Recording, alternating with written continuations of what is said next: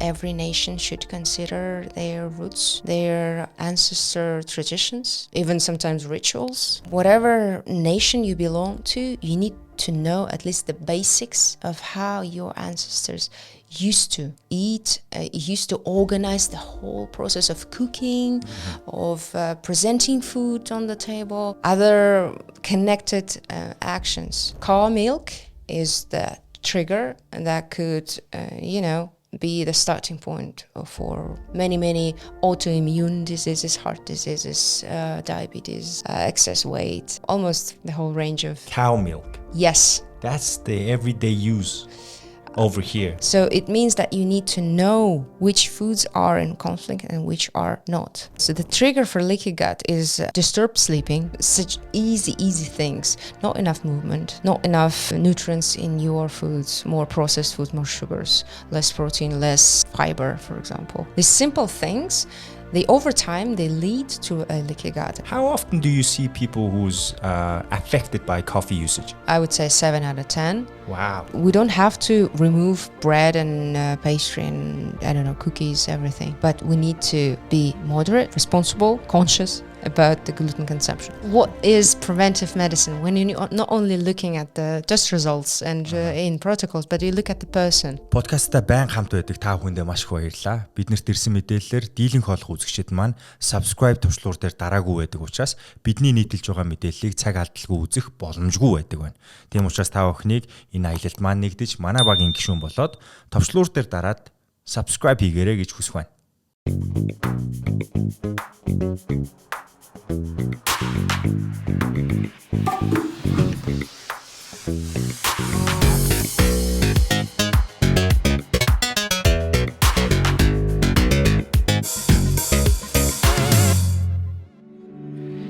Hey everyone, today's new episode brought to you by Herbalife, because we have this nutrition expert from Herbalife over here. First time ever, someone from Kazakhstan. We stay so close, but we never had a guest from there. But fortunately enough that we have this special guest straight from Kazakhstan. Which city? I'm not sure about the city, but I know she's from Kazakhstan. Where are you from? Which city of Kazakh? Well, originally I'm from Aktobe. Aktobe. Yes, it's on the west of the country. Mm-hmm. But I live in Almaty, like almost all half of the country. Okay, so she's from Almaty, and her name is Alma, and it's a part of her name. The full name is different, but I will call her Alma, and she is medical doctor, also specialized in nutrition and lifestyle. So basically, this is the area that we always try to cover and bring new perspectives. So what's going on is this, that we are evolving as a humankind, and day by day there's things are going on and things are discovered by, and we need to know a lot to decide which one is the healthy way, which one is the not healthy way. And so in order to do that, we're gonna have her to explain so many things, and also nomads. We have nomads and they have nomads too. So what's going on in between Mongolian nomads and Kazakh nomads? What they doing similar and what they needs to know around this time of year. So this is the whole point, and thank you very much for coming to Mongolia, first of all. It's and my pleasure. Thanks for accepting to talk with us. It is my pleasure. Thank you for inviting me here. It's quite a cozy studio. Oh yeah? Yeah. I'm glad that you liked it. So, well, it's not very often that I'm on the real podcast, Mostly it's the TV show, morning TV programs. This is not the real newspapers, podcast, serious sort of interviews, not like this, not like casual, just this is not the real podcast. Well, it is. It's we are pretending to be a podcast. Oh, okay. All right. We're trying, so I'm not there yet. So you were an actor. Okay. No, nothing related to that. But I am a very curious person to know, like to know things. And I would like to know you first and then to the topic. So Sure. In order to understand the topic, we need to understand the human first. And then why, what was the reason that you wanted to learn about medical degree in general first, and then specializing in nutrition second. So let's go for that. Well, my journey started around 15 years ago, almost 15 years. When I graduated from the medical university at that time. The reason that I started my studies in medicine in general was my mom. My mom, it was her dream. It was a nurse. She was never able to get a university education because she was from a poor family. And the attitude in the family was that you have to work, not study. Straight to work. So she fought with her father to complete the education in the school, and then she by herself graduated from the vocational college, as we say, but it's basically vocational school, and became a nurse. And she was working for 35 years as a nurse. Even after she retired, she continued working. And her dream was that at least one of her children would become a doctor. And I grew up basically in the clinic because my mom was working all the time. And I spent, some time hanging around the clinic, looking at the procedures, talking to the staff, to her colleagues. So the smell of the hospital is my childhood memory. It kind of evokes lots of memories. And then, it happened. It was so natural that after my school graduation, I just brought my documents to the university, and they said, okay, we will give you a scholarship because you study well. And I took this spot at the university and graduated successfully. But the interesting thing that I always mention when I speak about myself is that I got disappointed throughout my studies. I got disappointed in the system, in the health system, and how it all is built and works. And that's why after graduation, I brought my diploma to my mom and said, okay, Mom, here's my doctor's diploma. I'm not going to be a doctor. But after a couple of months of thinking, digesting everything, I decided that I do have an area in the whole, vast medicine science, an area that is close to me, to my soul, to my persona, to my character. Before we move forward, I would like to know what was the response from your mom when you said, like, I'm not gonna use this diploma? Because her dream was to let someone to be a doctor, right? Yeah, I'm the last of the 3 children that she had. She said, okay. Yeah, she wasn't, She wasn't against you. No, she respected my choice.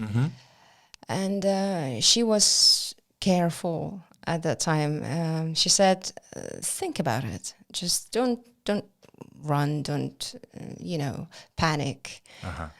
Digest it first, and then you will see if maybe you will get a job offer from some clinic or hospital, so you would be kind of encouraged to start working.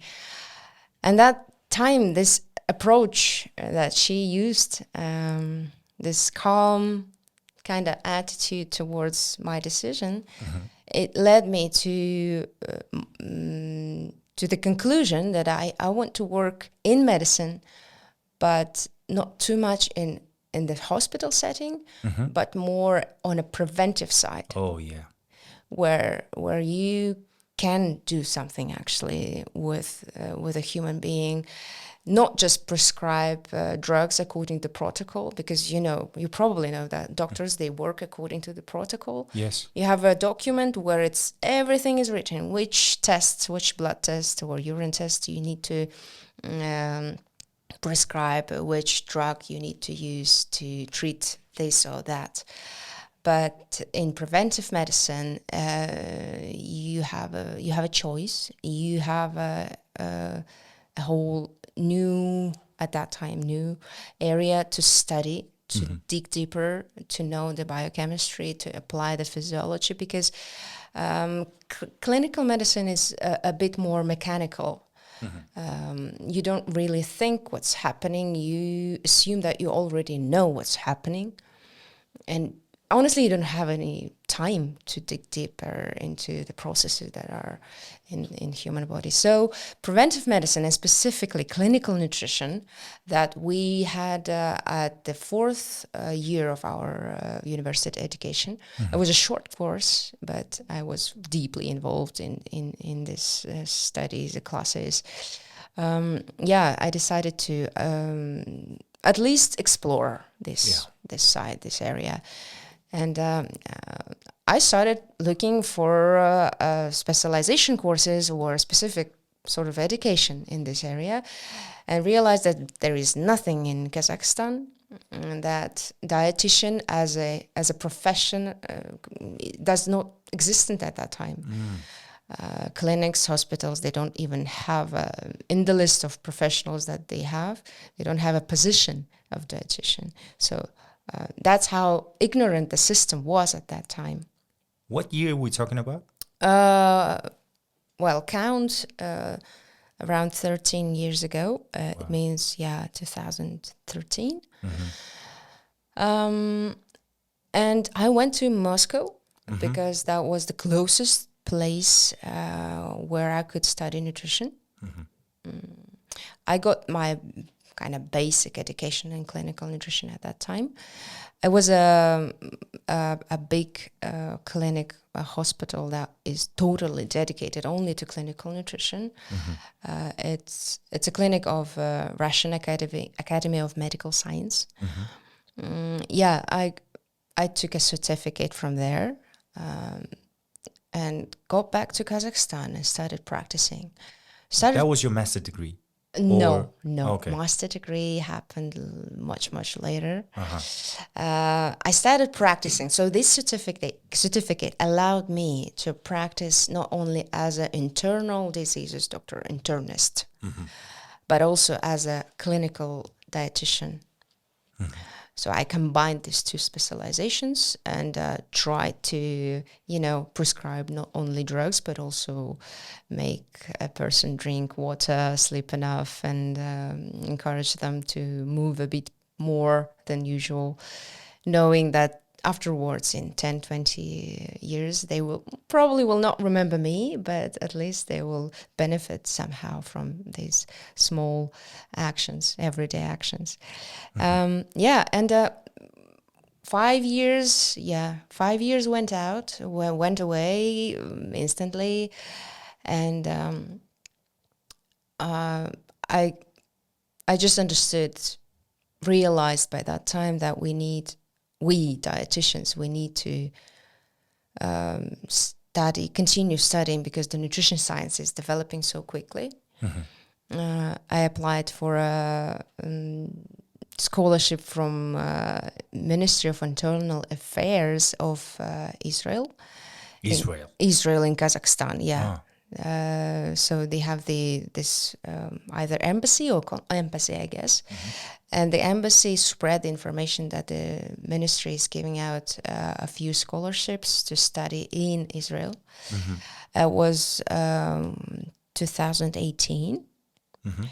And I got it. I got the spot. And I went to Tel Aviv, where I kind of upgraded my knowledge. So at that time, I already had a kind of sort of formal education in nutrition and 5 years of practical experience, practical knowledge. And I was able to study global nutrition. So at that point, my perception shifted towards, understanding the nutrition, the trends more globally. I was studying alongside with African, Indian, Pakistani, what else? Eastern Europe students. All together, we were mixed up, and we shared our cultural, differences and similarities, and that definitely expanded my overview on the nutrition as a clinical approach, and also as an everyday thing that is affecting our well-being. I came back to Kazakhstan again, and at that time I've already moved to Almaty. So that year I moved to Almaty, and I started working as a clinical dietitian again, and also I combined it with internal medicine, and that exact year a Herbalife company contacted me asking if I want to be their expert. So the expert is a person who is not an employee of the company. We are sort of in a partnership where I provide knowledge to their independent members. So they would be able to correctly, respectfully, and honestly say, well, first of all, about the nutrition in general, and secondly, about the products that the Herbalife is providing them. And it's not the main job that I have, but still, it's quite interesting to have this sort of partnership, because it dilutes my boring clinical week when I'm with the patients from dusk to dawn. And so you call it boring? Well, it's overwhelming when it's all the same every day. And I'm a person who likes diversity and spontaneity. And these small trips that I have during the weekends or on holidays, they, give me some energy, because the community, the Herbalife community itself, independent members specifically, they are welcoming. They eager to know more, and they ask questions. I always say that they are the most pleasant audience that a doctor, a professional can work with, because when I give lectures at the university or public speeches, I don't feel that sort of a gratitude, that sort of a feedback, almost love, compared to when I work with independent members of Herbalife. That's great. If you allow me, I would like to recall the memory that you have when you acquiring knowledge from the Russian university. Sure. Okay. And after you get into Israeli, when you mentioned that you got the global perspective, right? Yeah. So what was the difference between that one, which is the Russian one, and then Israeli one? So I would like to know the main difference, because over the years, I think the nutritional concepts are changing bit by bit. You're right. I wouldn't say dramatically, but bit by bit it's changing. You are absolutely correct, because that formal education that I got from the hospital,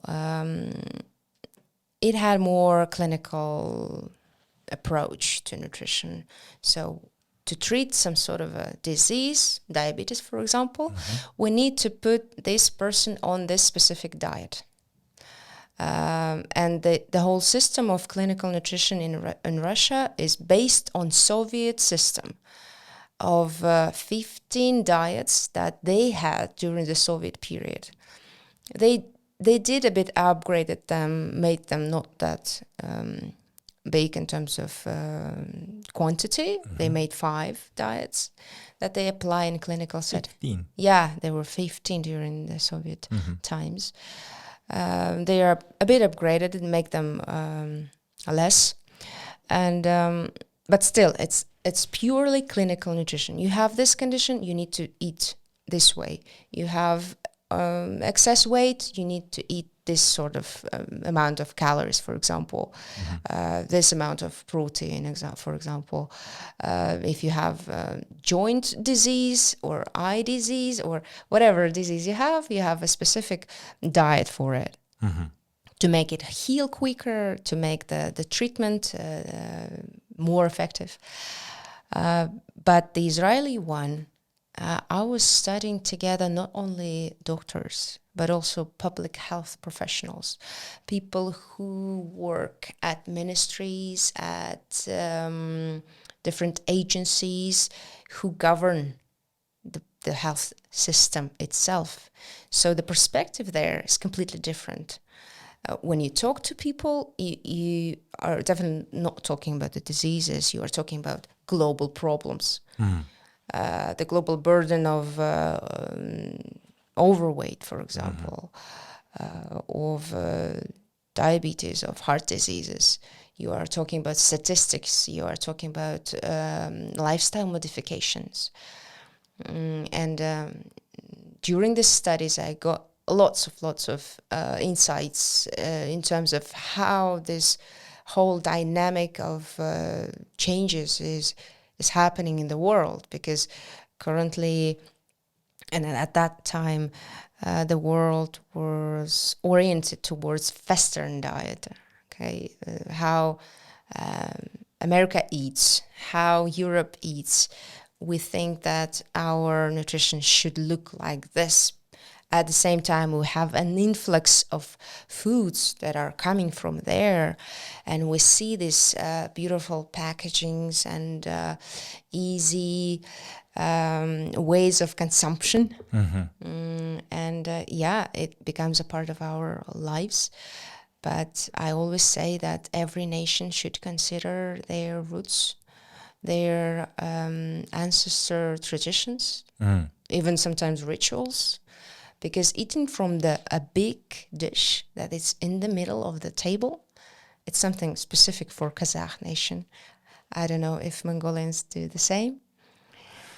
I would say pretty similar, but not exactly same. But we have this community who eats like and Kazakh people, traditionally, we have a big dish in the middle of the table. We don't sit on the chair, we sit on the floor.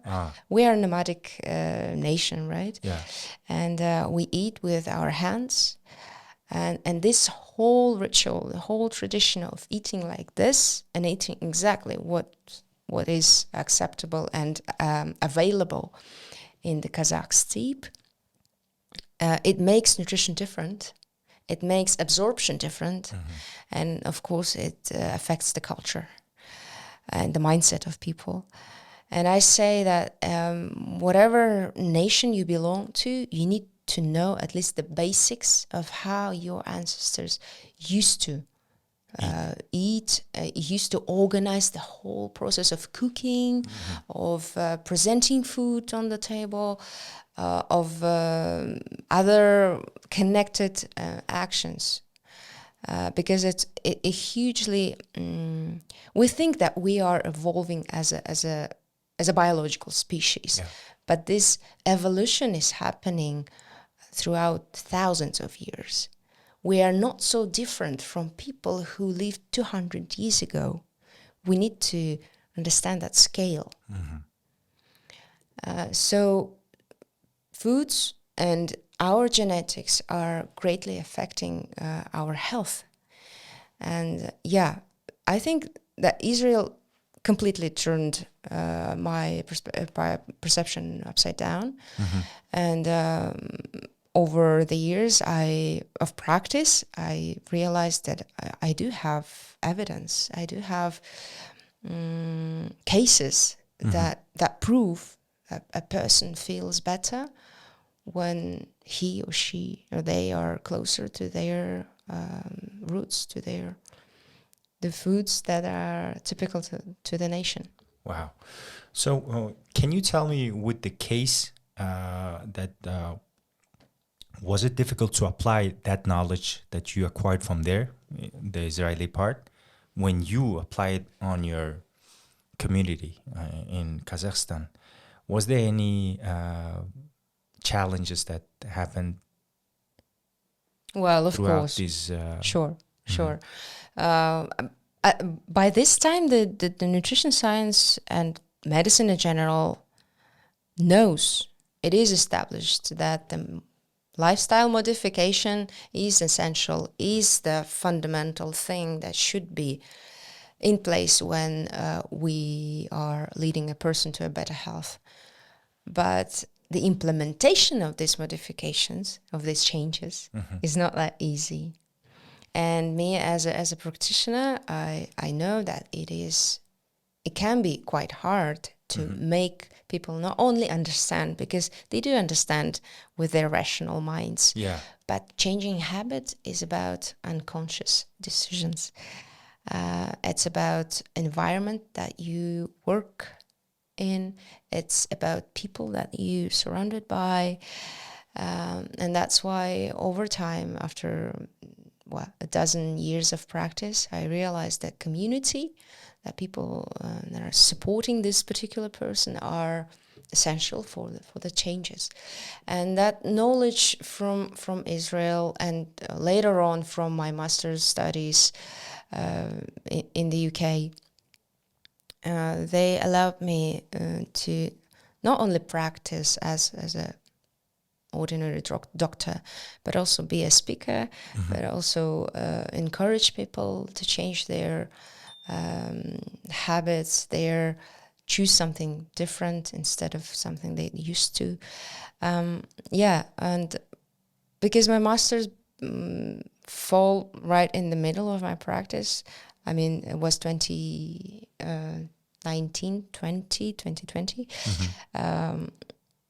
It's sort of when you are already a professional, you have a certain background, educational background, and also have a bag of experience and cases in your head. But also at the same time, you are coming to university as a freshman from zero.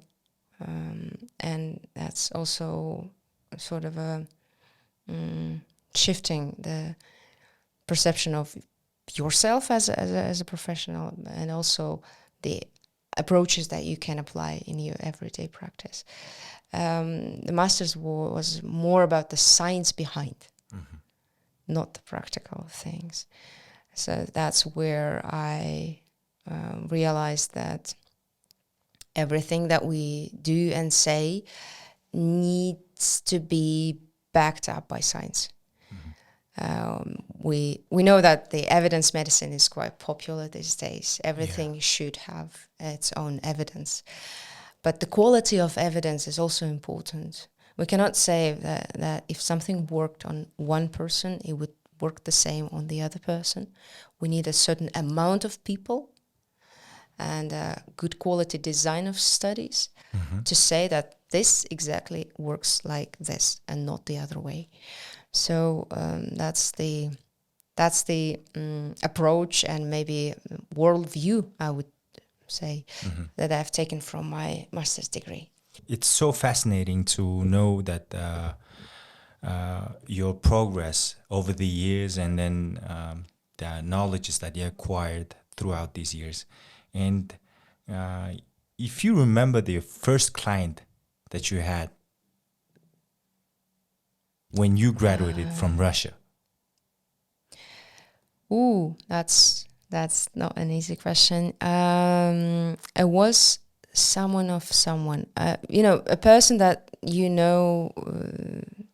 when you start as a professional, this family, friends, friend of the friends, they become your patients. First role. First patients, yes. And that's who you work with at the beginning. So probably, I do remember, it was a woman who was slightly overweight, but she was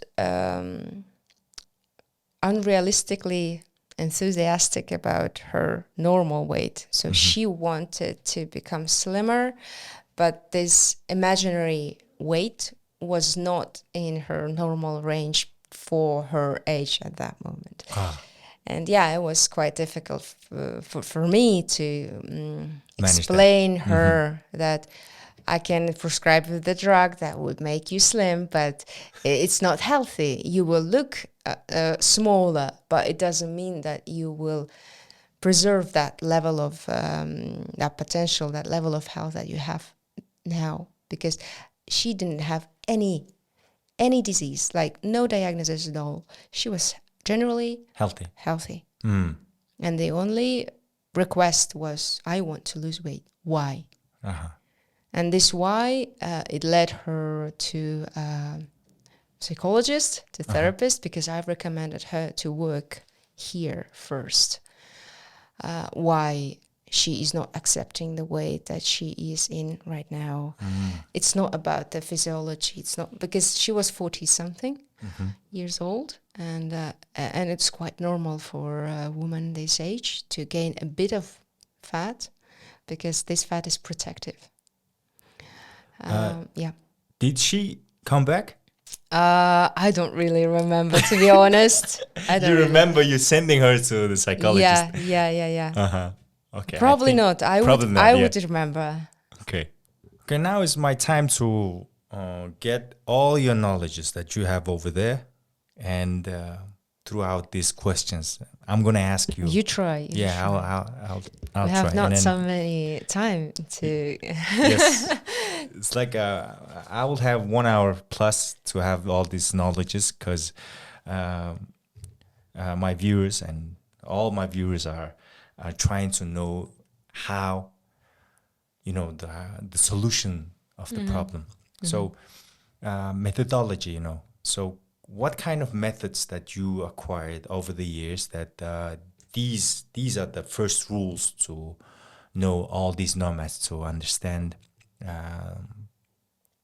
in order to become healthier, right? So first we need to know that our base are same or not. So let's talk about the Kazakhstan, the Kazakh way of living now. You mean these days? Yeah, these days. Pretty same as Mongolians. Pretty same, right? Yeah. Urbanized and yeah, same. decentralized. Half the world is living this way. If you go to African countries now, they live the same level of, economy, life, and everything. They also have rural parts and urban parts where there are lots of cars and not enough roads for these cars. And the same is happening in Kazakhstan and everywhere else where the economy is not developed yet, but it is developing. We are somewhere in the middle, where in transition sort of area of development. So we need to establish this baseline, right? Most of the people these days, I'm not talking about highly developed economies like USA and Europe. They wouldn't listen to this. Yeah, they have no interest in this. We mostly live the same. We eat almost the same.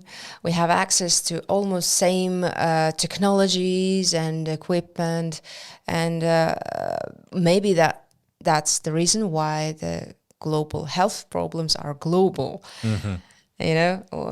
Sort of everything is unified, and everything is. If I go to the convenience store here, I can buy the same foods as I do in Kazakhstan. Maybe the bread is a bit different, maybe the milk is local, but generally most of the services and foods and products in general are the same. And this, first of all, for you guys, this makes us think, what should we do as a humankind?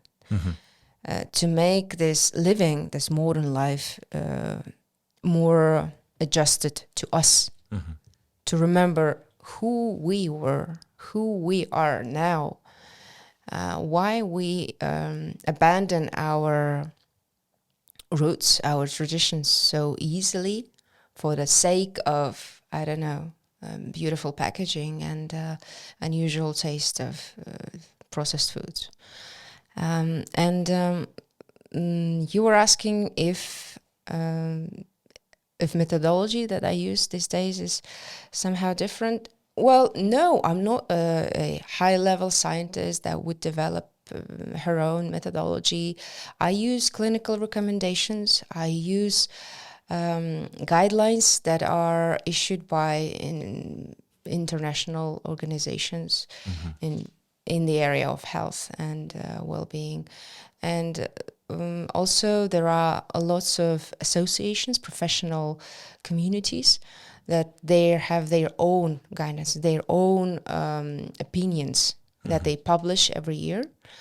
And this way, a professional, a solo professional like me, can take this all, gather this all, and compare and see. Again, I'm not applying this as is, because I know this is the opinion of European Association for Heart Diseases. It doesn't mean that these European recommendations, even there are lots of, smart people are in there. It doesn't mean that they are instantly applied to Kazakhstan or to Mongolia or whatever, Uzbekistan, Kyrgyzstan, other countries where I work. We need to adjust these recommendations to our a bit different lifestyle, a bit different quality of life. And I think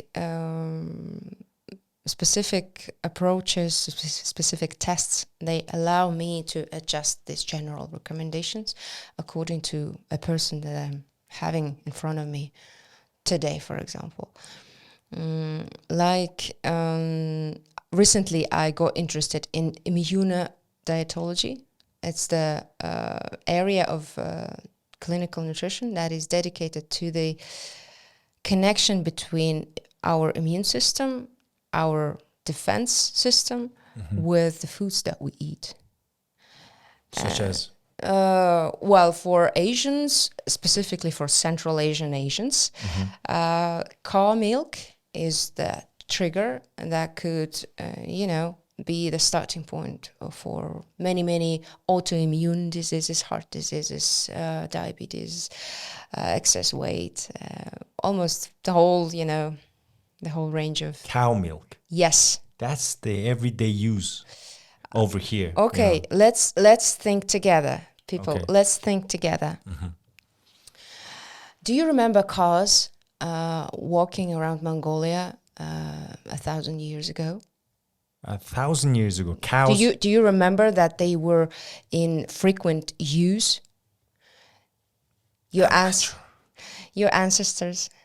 Well, at least I know that Kazakhs, as moving nomadic culture nation, we had never used cows in our everyday life because they cannot survive this, summer movement from one point of the country to the other point, 1,000 kilometers away, and to warmer areas in winter, thousands kilometers away. This animal does not survive these harsh climate conditions. Only sheep, goat, horse, and what else? Camel can survive these conditions. So those four, goat even less, because goat usually was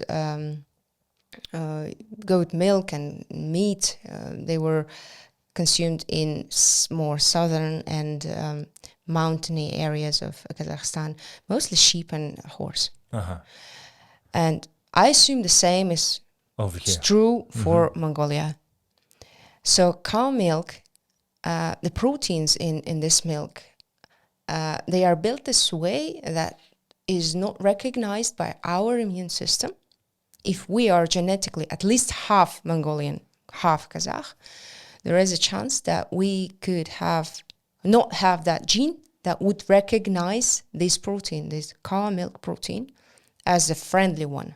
It recognizes it as something external, alien, as an infection, as a bacteria, for example. And it fights it. It fights it quietly.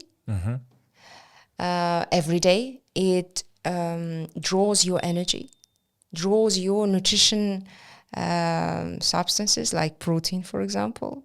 You lose basically what you eat on this fight of your immune system with the food that you ate.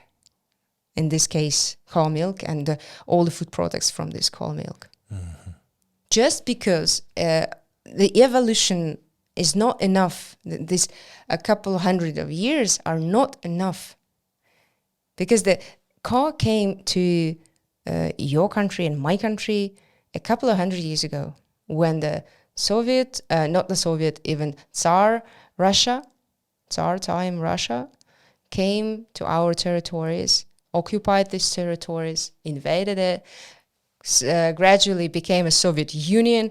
From the Russian Empire, it became a Soviet Union, and they made us sedentary. First of all, they made us sedentary. They made us sit in one place, work with the land that we have.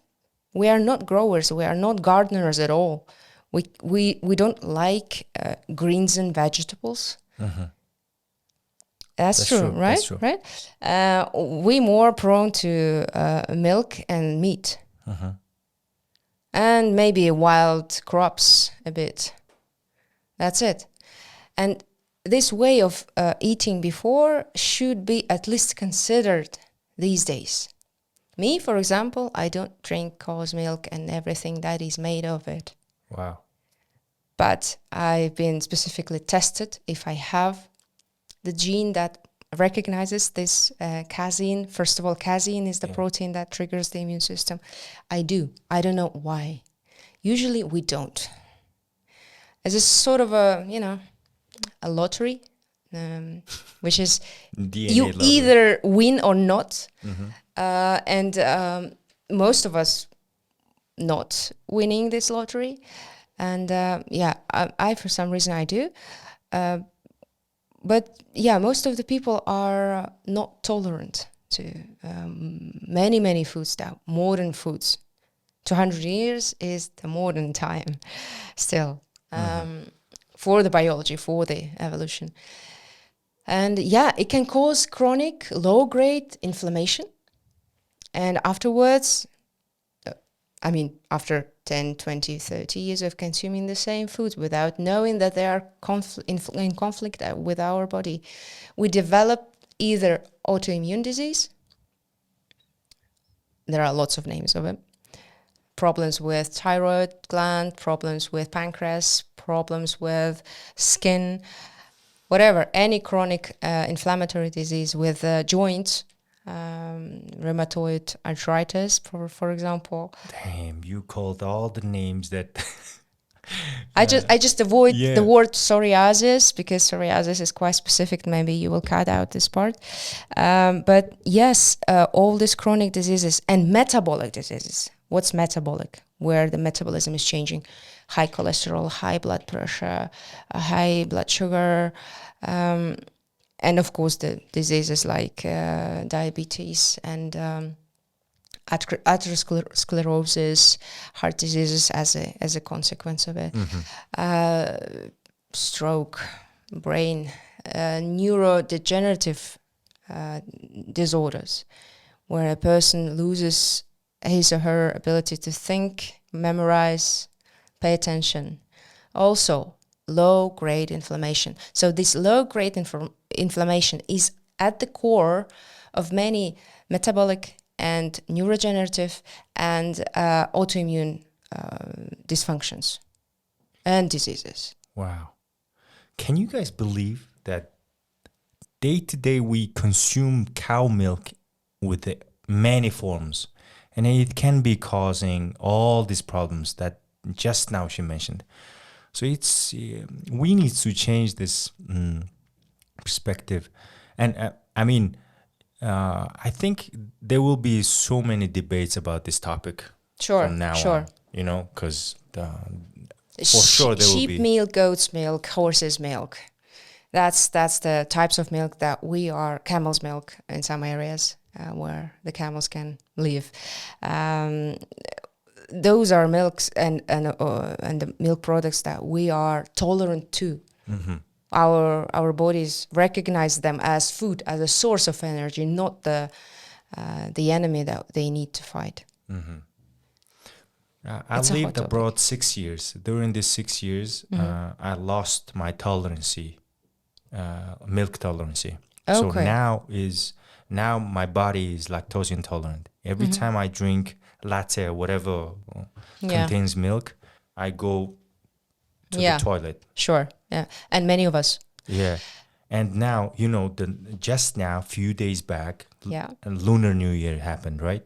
So we go, my family members home, and we eat a lot of meat and boats and stuff like that, and drink Yeah. milk tea. And now my body is like, You're not feeling well. no.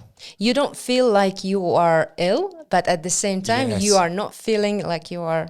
'Cause, Right? This is something in the middle, because chronic inflammation and this quiet fight with the proteins that are in the foods that we don't tolerate, they are drawing your energy, drawing resources from your body. But lactose intolerance is something completely different. It's a mostly genetically predetermined condition where you don't have a enzyme called lactase. So lactase digests the sugar, milk sugar, lactose. This problem is quite typical for Asians, and we are developing it closer to 40 years old. It doesn't. 40. Yeah, it doesn't manifest right away in most of us. Some people, like Koreans who live on the south of Kazakhstan, they are almost all lactose intolerant from the birth. We Kazakhs and Mongolians, we have this kind of manifestation later on in life, but because the gene expresses itself later. And it also depends on the whole, health potential of this human. And you are at this point where you are almost 40 and you are losing the ability to digest lactose. This problem can be easily, solved by taking the enzyme as a pill, as a capsule. It's easily available. It's not expensive. So every time when you have a milky food, I don't know, whatever, yogurt, kefir, ayran, many other types of milk products we have. I just can't cut off. I can't cut to use all those things. Yeah, I can avoid it. So this is the problem with the sugar part of the milk. The immune conflict is the problem with the protein part of the milk. That's the different things. Okay. Yeah, you can solve this sugar problem, milk sugar problem easily with the capsule with this enzyme. But the problem with the protein digestion, protein absorption, you unfortunately cannot solve. So it means that you need to know which foods are in conflict and which are not. And we, in modern preventive medicine, we have specific tests to determine if your immune system is against these foods or not. What kind of test are we talking about? Can you tell the name? I can tell the name. I just don't want it to be sort of an advertisement. Okay. No, it's not an advertisement. It's a help. Okay. There is a test that was developed 20 years ago. Okay. Which is still not recognized by traditional classic medicine, clinical medicine. It's not used in hospitals. It is used in integrative preventive medicine clinics. Okay. It is called immunohealth, and I am a consulting doctor for this type of test. It was developed 20 years ago by a Jewish Russian scientist and a doctor with Jewish roots. She graduated from Tomsk Medical University, and at the time of becoming a resident at the clinic, she started a study. where she tried to prove that that traditional nutrition of north tribes of Russia, like Yakutia, that's northern polar parts of Russia, that they have increasing rates of heart diseases and other health metabolic diseases because they are still eating the same foods, the same frozen fish, the same, monotonous foods that they had for 1,000 years. She went there, she spent some time collecting data, and when she analyzed this data, the result was the opposite. Those tribes that lived in their original places, that didn't move to the cities, and used to and are still eating the same foods, those people are healthy. And those people, northern people who moved to big cities and started eating modern, diet, modern foods, they are who were developing these metabolic and heart diseases. So she proved the opposite. And at that point, she got curious. Why is that? Why these nations, they don't eat all the variety of, I don't know, what they call it, Western diet, also Mediterranean diet, and this variety of omega-3 and everything and greens, but still are healthy. But those people who moved to the cities and eating cow's milk, processed foods, those are mostly ill. And she, with her future husband, developed a method to count immunoglobulins, antibodies in our blood, antibodies to 180 foods that are mostly present in our modern diet. So this way, they take a drop of your blood and calculate how much antibodies do you have. It means how expansive the response of your immune system to this or that. And this way, me as a consultant, a doctor, I can interpret these results and explain to you, okay, from this day on, you can eat only egg whites, but not egg yolks, because the protein from egg white is okay for your immune system and egg yolk is not. These certain types of fish are recognized by your immune system, and this, for example, cruciferous animals are not the ones that with the. So to that detail, that level of detail, these vegetables are okay, these are not. Coffee, usually coffee is a trigger. Damn, that's what we all need to do, the test. Just to know this, what's adaptable. It is an expensive test, to be honest. Well, most of the preventive medicine methods are expensive because they are digging deep. It's not a simple, I'm not sure if we have it over here in Mongolia. No, not yet, at least. Recently, they opened a lab in Uzbekistan and Turkey. We have one in Kazakhstan, but mainly the Moscow lab is working for the European part of the world. And that lady, she moved to California, and now she has a clinic over there where she solely consults people on these tests, on these results. And the results are, people's results, patients' results are extremely impressive. Wow. Chronic diseases we're not disappearing, of course, but they are at a much lower grade where a person can live a normal life, which is, to me, when combined with traditional approach, the pills and capsules and physiotherapy methods, and this test is quite a good addition to the complex approach that I use every day. Do you know why it's expensive to have that test? Because the equipment is expensive. and the whole method, because they calculate these antibodies, not manually, but still lots of manual work. It's not an automatic thing. When you go and give blood for a general panel at any lab in the city, they put your blood into the analyzer, and the results, they're coming out. How fast? Yeah, it is fast. Nothing manual. They don't even prepare the blood because it is already prepared with a conserving liquid in it.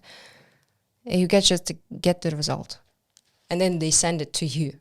But with this type of complicated tests, it's not like that. They need to. How much do we talk dilute?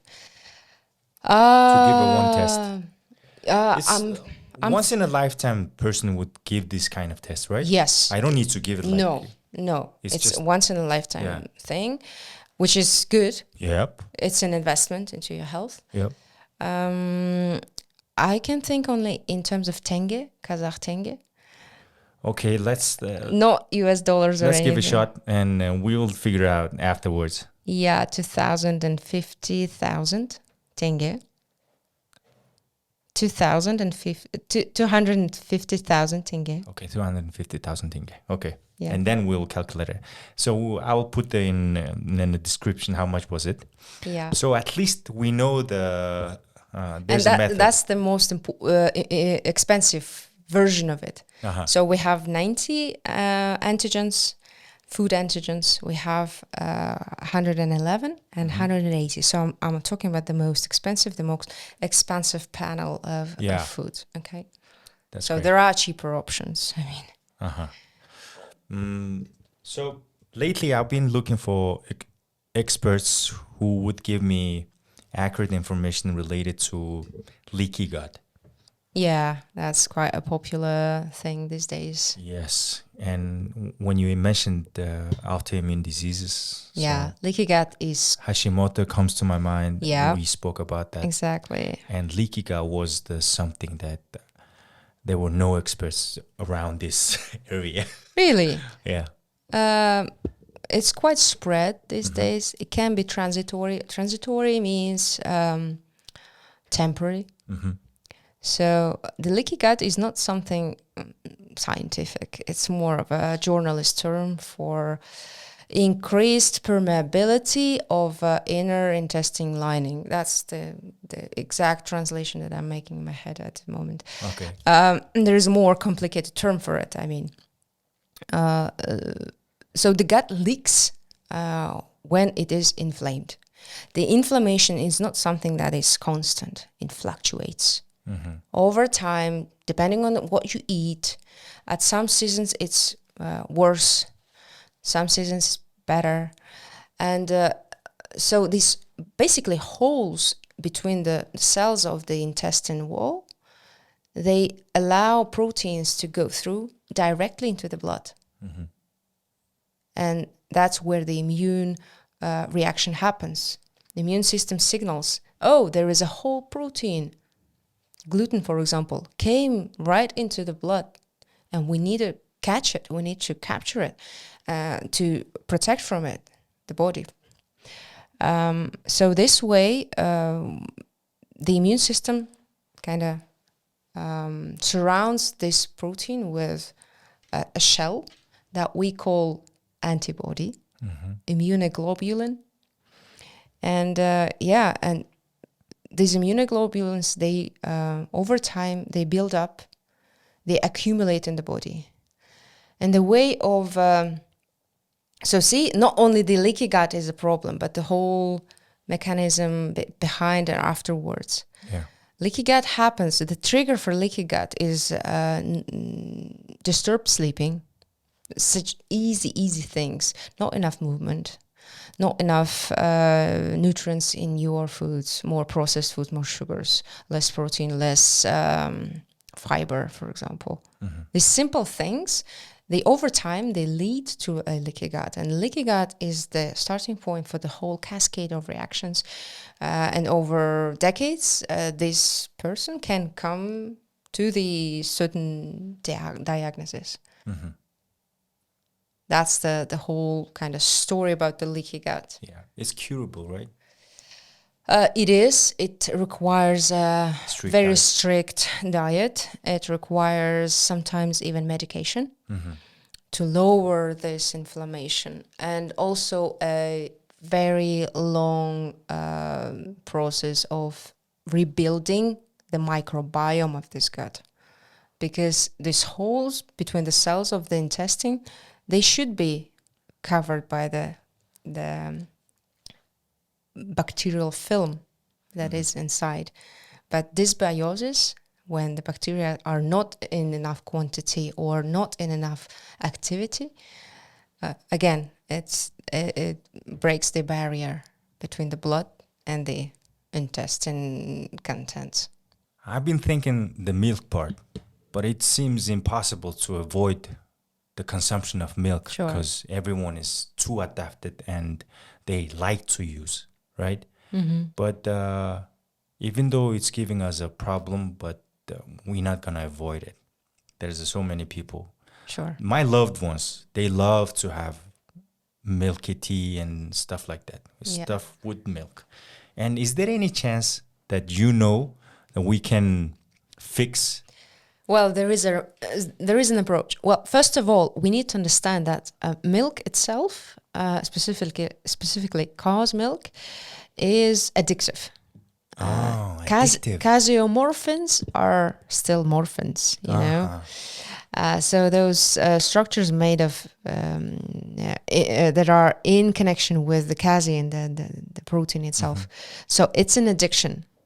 The only realization of this mechanism already helps for any person to realize, okay, this is not that I am used to these foods, the milk foods, but I am addicted to them because they give me satisfaction.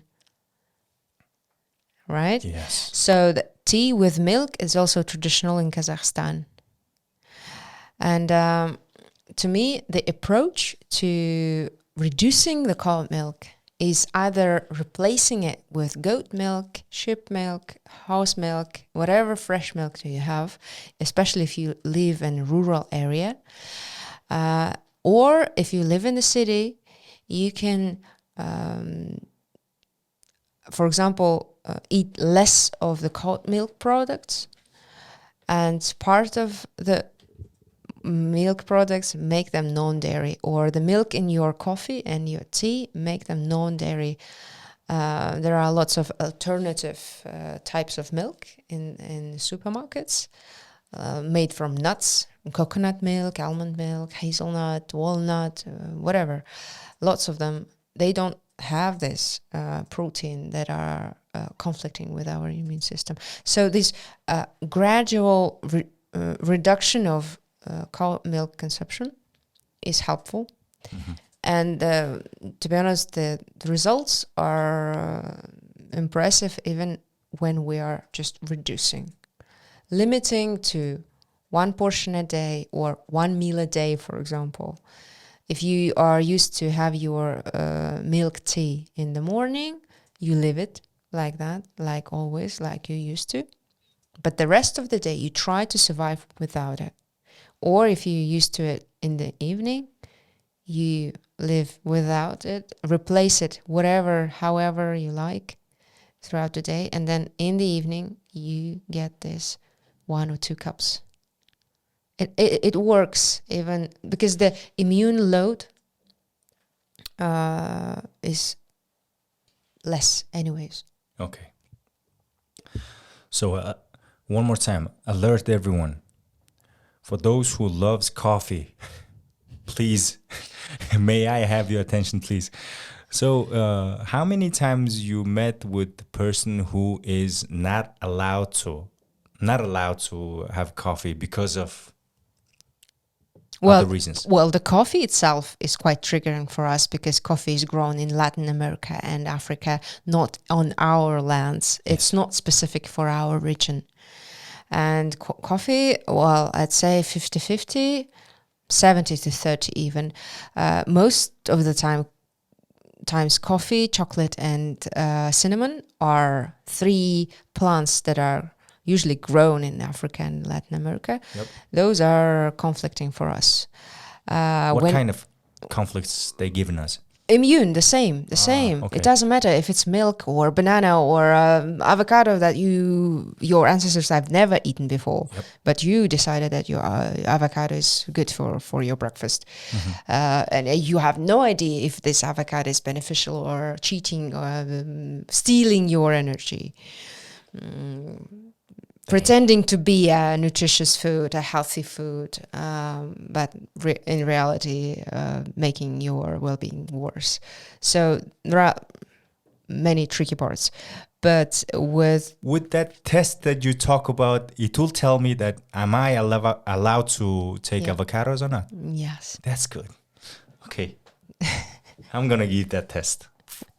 Okay, sure. Come to Almaty. I will welcome you there. I'll show you around. For sure. Because, I consume coffee, drink milk, and then you wonder why you are not feeling perfect. Yeah. Right. And cinnamon. Oh. Sometimes there's something with cinnamon I'll take. Again, it's a lottery. Who knows? Some are tolerant to these exotic foods, some are not, but most of us are not, unfortunately. How often do you see people who's affected by coffee usage? Affected? Well, 10 out of... I would say 7 out of 10 wow. are affected, specifically in terms of sleep, mood, and their ability, to concentrate and to work throughout the day. Some of them are people that are genetically, well, not genetically, physiologically have lower blood pressure, and they try to keep up with the modern lifestyle rates with this caffeine. When you explained how cow milk was affecting to us because of our ancestors' usage, right? Yeah. So that logic applies same to everything. Every food that comes into your body can be either conflicting with your immune system or not. And most of them that are not are those foods that your ancestors used to eat. Because your genes adapted to them, to these proteins. So I want to hear from your mouth about this topic, gluten. So things that have wheat. Here we come. Okay. So because there's a whole lot of consumption of gluten-related things in this country. And not only here, it's happening worldwide. All the, not only the fitness and nutrition community, the medical community, general public, they all have an opinion about gluten. And I would like to announce that gluten is not dangerous at all. Only 5% of world population are sick because of gluten. Let's say that. They have a specific diagnosis. It's a disease of a small intestine that is not basically not accepting gluten as just another protein. It's accepting it as something that it needs to fight with. But otherwise, gluten is safe. But there is a big but here. In case of leaky gut, in case of compromised immune response, in case of overloaded immune system, overloaded by those antibodies to other foods, gluten can be triggering temporarily, but still triggering for the leaky gut and for the inflammation. It's sort of a protein that is abundant in today's diet. Unfortunately, we have lots of pastries, we have bread, we have breakfast cereals, potato chips that are all with wheat, rye, or barley. Yeah. Those 3 crops, they contain gluten. Do you believe that even in milk, Well, I already mentioned potato chips. Those are not made of potato. If you look closer to the ingredients list, you will see that wheat flour is the main ingredient of potato chips. And the same sometimes happens with other foods. Wheat is cheap, especially in Kazakhstan, because we grow it. We are one of the leading countries for wheat production in the world. And wheat is everywhere. So this overload is important. We don't have to remove bread and pastry and, I don't know, cookies, everything. But we need to be moderate, responsible, conscious about the gluten consumption, especially if we have precondition like leaky gut, like autoimmune disease, any chronic inflammation in the body, any system.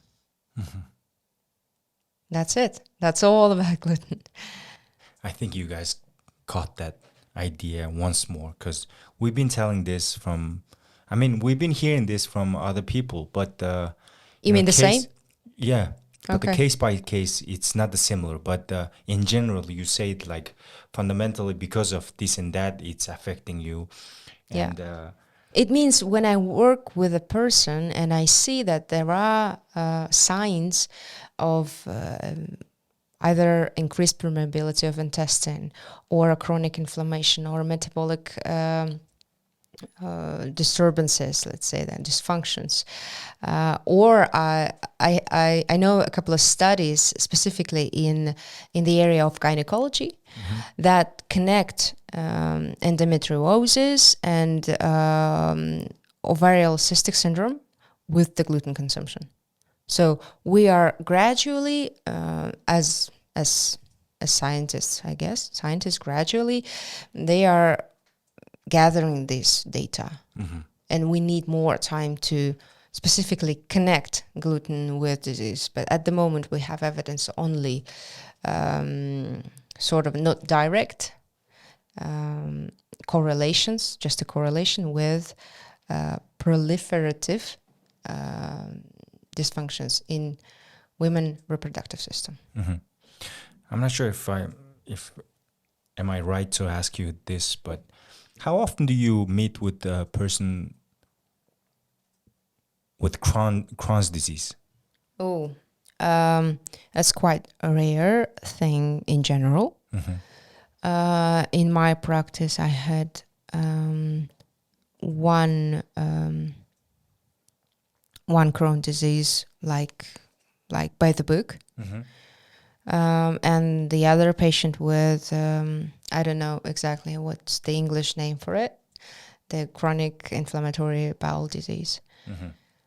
Yeah, I do, but mostly with general public, I have a situation where a person somewhere in the middle, Crohn's disease is genetically predetermined disease, right?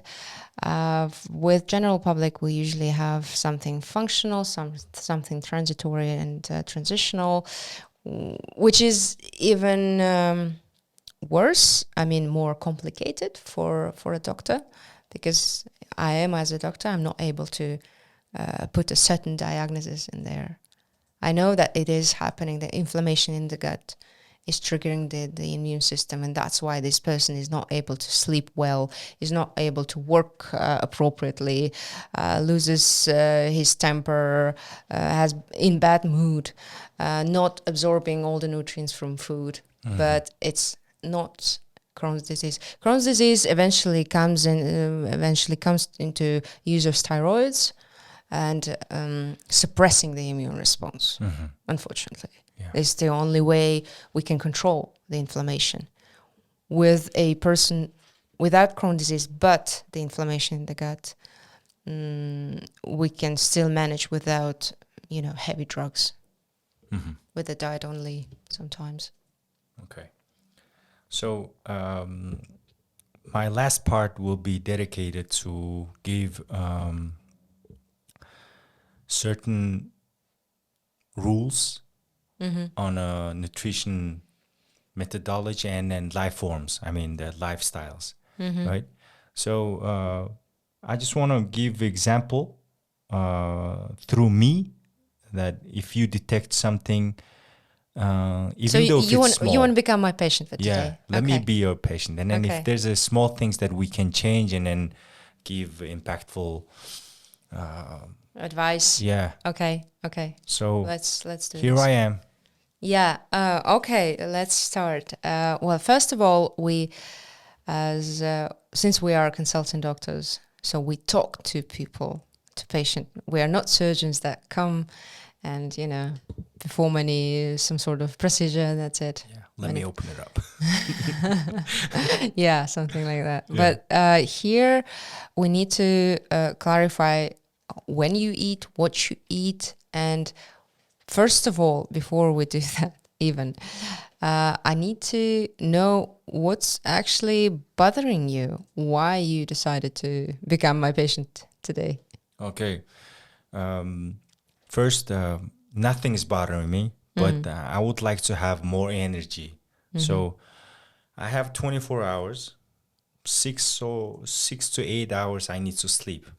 And left hours, I would like to have sufficient energy, right? Yeah. But I believe I have sufficient energy, but I want more energy. Okay. So I would like to optimize my body as much as possible. So Are you a biohacker or something? not the biohacker, but I'm someone who's Well, very normal you in sound this. like one. This fanatics of making more of my body than I am now is, to be honest, not a healthy mindset. First of all. Secondly, I'd like to ask you, how exactly do you feel that you are not energized enough? What exactly, what is exactly you are not having, I don't know, power to do or attention to do Well, throughout the day? based on my conclusion that now is like time is ticking, because I'm about to reach 40s, right? So I never been in this age before, but lately my energy You are level expecting decreasing. decline. Yeah, I'm Okay. expecting decline, and also I am treating my body harshly. Consumption of smoke, consumption of alcohol, and not sleeping enough. These kind of stuff happens, but my responsibility does not allow me to get rest the time that I Yeah, need you're it. busy, just too busy. Yeah. So I am a very normal person that you can find in the streets of Ulaanbaatar that trying to survive and wanted to live better as possible. So that's why I have several hats that I wear. Sure. I do several things at a time. So that's why my body needs to be optimized enough to fill those shoes. Yeah. Okay. Well, you just described the average person, not only in Mongolia, but I think everywhere. Middle-aged man who want to feel better and at the same time having bad habits and realizing that everything is going to go worse at some point. Here, at some point, send me your blood test just to take a look. Yeah. Okay. Maybe later on after this record. But still, you need to address to my mind, to your motivation here. What's your motivation? Your children, family, your self-esteem and your health. Because without the reason behind it, there is no point of me here, decomposing your day, what you eat and when you eat. Wow. Even if I tell you what you should do, no food will save you from not sleeping enough, not moving enough, and stressing out too much. Because nutrition is one of these, 4 factors of good well-being. Nutrition is just one thing. It doesn't work by itself, unfortunately. I would be happy, enormously happy, if some, I don't know, some supplement or some food would solve all our problems. But still, prioritization is the main thing here. You have motivation, prioritization, and that's where the plan is coming out from, right? You sleep, and ways to manage your stress. And we all know that these days there are plenty ways to manage your stress with, starting from sports, when the sport is not for the body but for the mind, for the soul, meditation. And if you feel like you are gaining weight, or your belly is becoming bigger and bigger with every month or season, it means that you are accumulating specifically stress, oxidative stress from not being outside enough, from not sleeping enough, and also emotional stress from all those hats that you wear. And then only you come to the nutrition that you need. But we can start pulling from that string. So we can start pulling from nutrition side. Your breakfast, you eat eggs, as you said behind the camera. You eat eggs every day, right? Yeah. Eggs. Yeah. Mostly. Yeah. I think 6 days a week. Many of us, I don't know if you are or not, most of us are intolerant to either egg white or egg yolk. Maybe those eggs are stealing your energy. That's first. Second, coffee that you drink, you don't know if you are tolerant to coffee or not. Especially in conditions. So, especially in conditions of underslept state, we have the cortisol level, right? And when the cortisol is high, the stress hormone is high, and you are adding up caffeine on top of it, you get even more cortisol. And cortisol makes you lose your muscle mass, bone mass, over time, of course, not overnight. So your well-being, the way you feel, worsens with every week that you have. So to break this cycle, maybe you should start from breakfast, making sure that you still have get enough protein, because the eggs is probably the only reason why you are eating them. Protein. There are plenty other sources. Try to shift your breakfast to other foods. Maybe try to avoid milk products in the morning and see how you feel later on. Reduce caffeine. See how you will sleep more for the first couple of days, because you kind of accumulated that fatigue. But then your hours will become better and better. So these small shifts could bring more benefits than you see and you expect. And also in terms of protein and in terms of fiber, vegetables. Unfortunately, in Kazakhstan and Mongolia, we don't eat enough vegetables. Usually it's ground vegetables, potatoes, beetroot, carrot. But for us, it's important to diversify.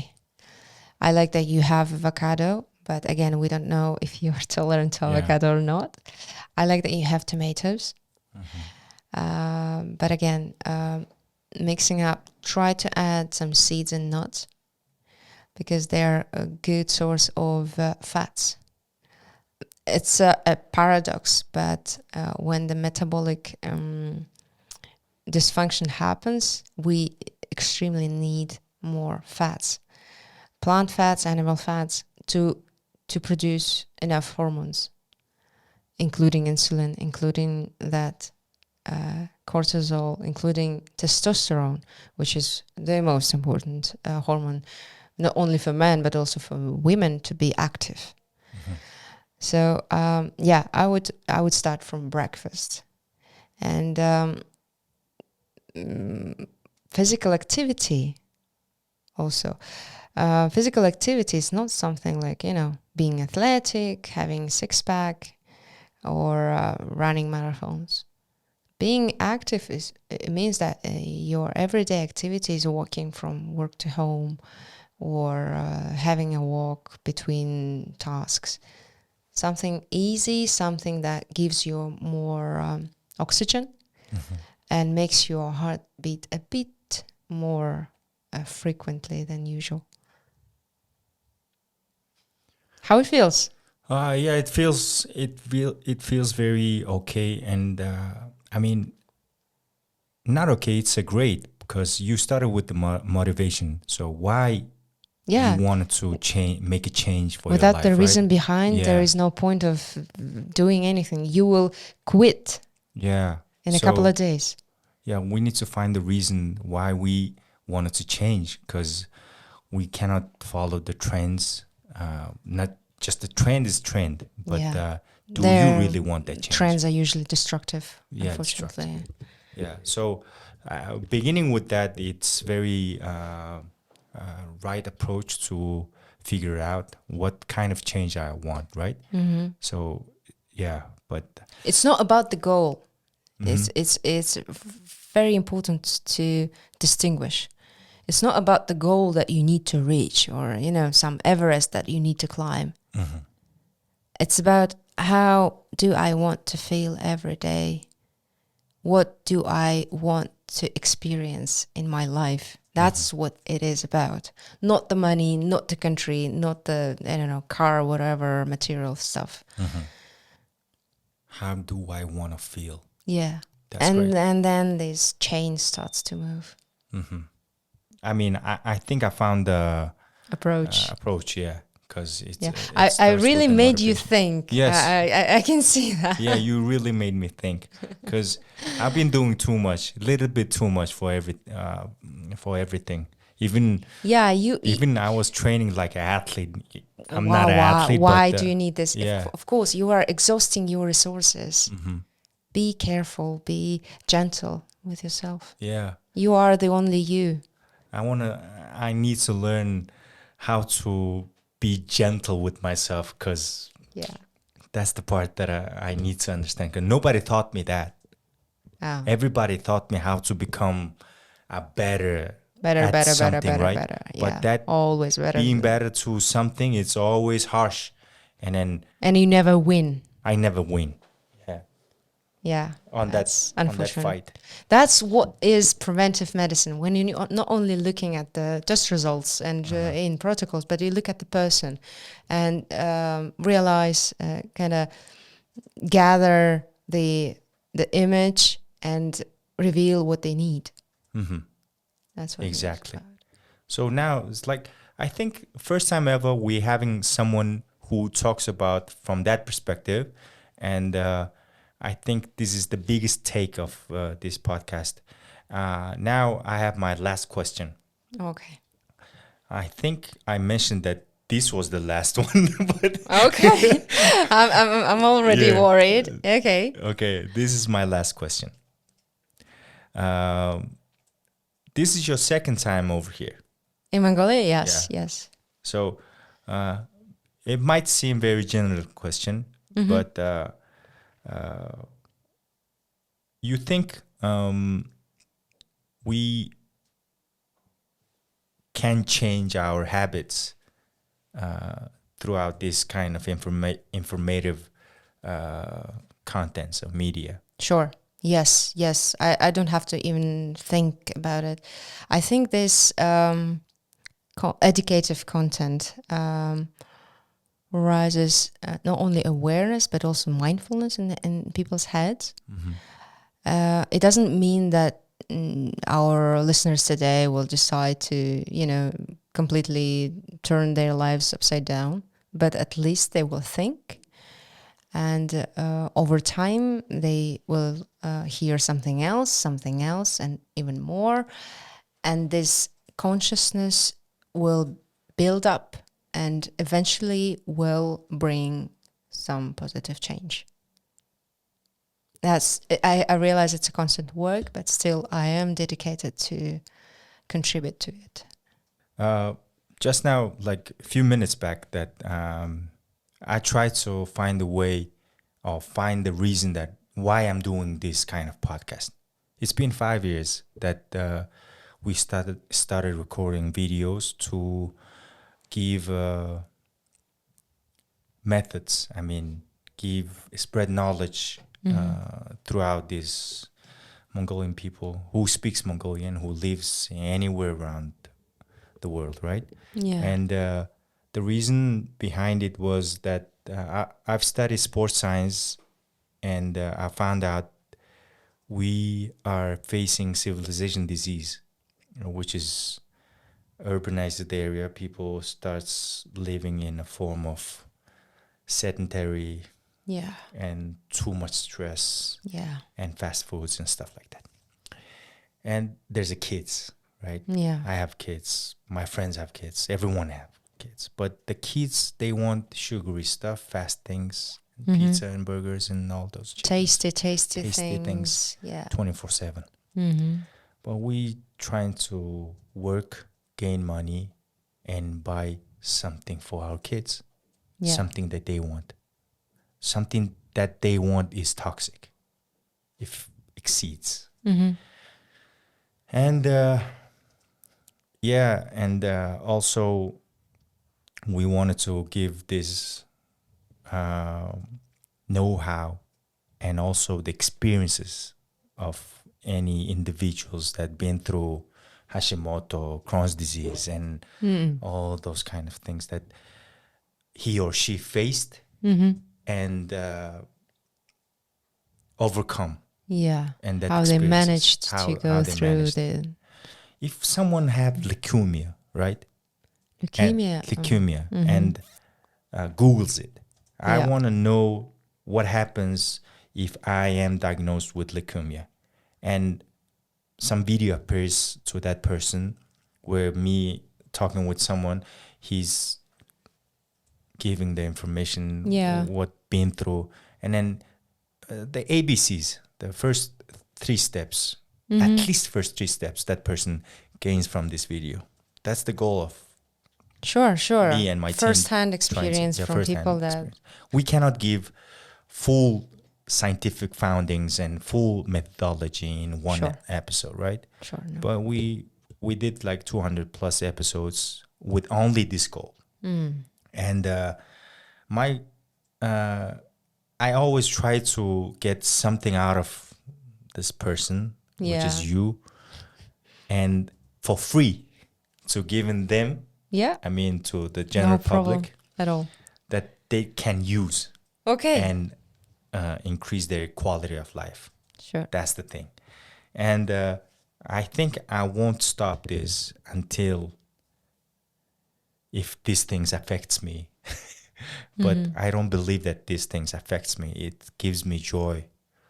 At least I learn something, and then I believe that someone's beside me learning together. Sure, and you meet people. Yeah, I meet people, professionals. Yeah. And that's about it. And I do believe that I accomplished today's mission, having you over here. And my pleasure. Yes. And if you have something to say about it or anything related to your life or the topic that we touched today, it's your time to say something. Yeah.